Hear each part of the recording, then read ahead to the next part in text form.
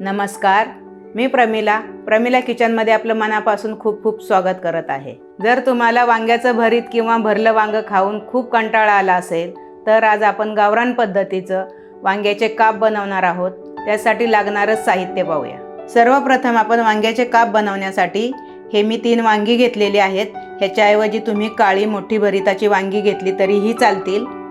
हा बारीक रवा घेतलेला आहे, लाल तिखट, हळद आणि धने जिऱ्याची पावडर। आता हे पहा, मी वांगी ही स्वच्छ पाण्याने धुवून घेतलेली आहेत। मी तुम्हाला वांग्याचे काप करून दाखवते। एवढ्या जाडीचे काप करा, खूप पातळ काप करायचे नाहीत। पहा,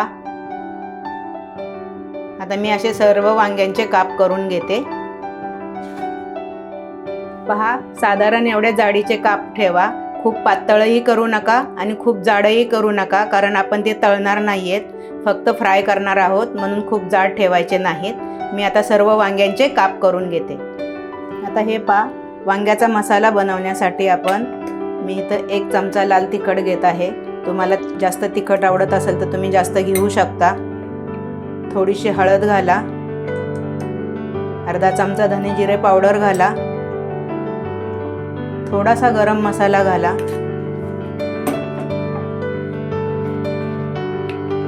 चवीनुसार मीठ घाला।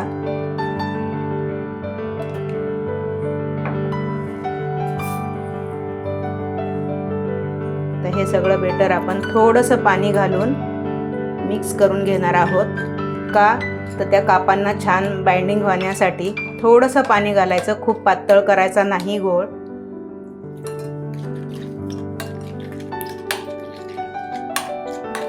पहा, मसाल्याचा कलरही छान आला। तुम्हाला थोडंसं आंबट आवडत असेल तर तुम्ही चाट मसाला किंवा लिंबूही पिळू शकता। आता हा मसाला सगळ्या कापांना आपण असा लावून घेणार आहोत। तुम्ही हाताने लावला तरी चालेल।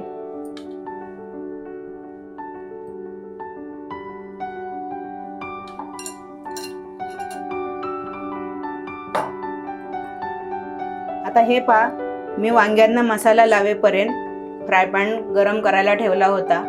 1 चमचा तेल घाला, खूप तेल लागत नाही। आता हे पहा, आपण सर्व वांग्यांच्या कापांना मसाला लावून घेतलेला आहे। आता बारीक रव्यामध्ये ते वांग्याचे काप घुसळणार आहोत। दोन्ही बाजूंनी छान असा रव्याचं बाइंडिंग करून घ्या। पहा, छान दिसतात, कारण बारीक रवा लावल्यामुळे कुरकुरीत होतात।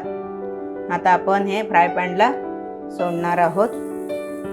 खूप तेल लागत नाही आणि 5 मिनिटाच्या आतमध्येच वाफ आल्याच्या नंतर वांग लगेच छान शिजतं। आता हे मी सगळे काप लावून घेते। पहा, जे नॉनव्हेज खात नाही त्यांच्यासाठी खूप छान डिश आहे, तुम्ही नक्की करून पहा। आता हे पहा, आपले सर्व काप लावून झालेले आहेत। साईडने थोडंसं तेल सोडा।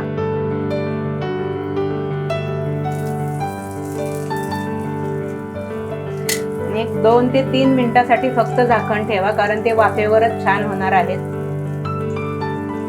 आता आपली 3 मिनिटं झालेली आहेत। आता आपण झाकण काढून पाहूया आपले काप कसे झालेत। पहा, छान कालता शिरलाय, म्हणजे खूप छान झालेले आहेत। आता मी तुम्हाला पलटी करून दाखवते। पहा, काय मस्त कुरकुरीत झालेले आहेत। असे सगळे पलटी करून घ्या। पहा, सहज पलटी झालेत, तेल पण खूप लागलं नाही। असे सगळे पलटी करून घ्या आणि अजून 2 मिनिटांसाठी तव्यावरच राहू द्या, म्हणजे एकदम खाण्यासाठी कुरकुरीत आणि खूप छान टेस्टी लागतात। तुम्ही नक्की घरी एकदा करून पहा।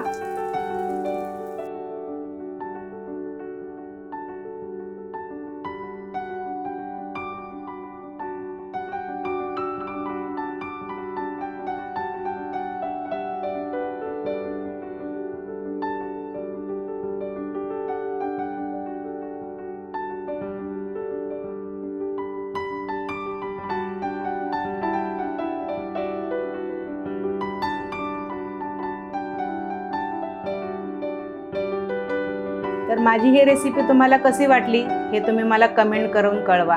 माझ्या चॅनलला लाईक करा, सबस्क्राईब करा। चला तर मग पुन्हा भेटूया नवीन रेसिपी सोबत। Thank you.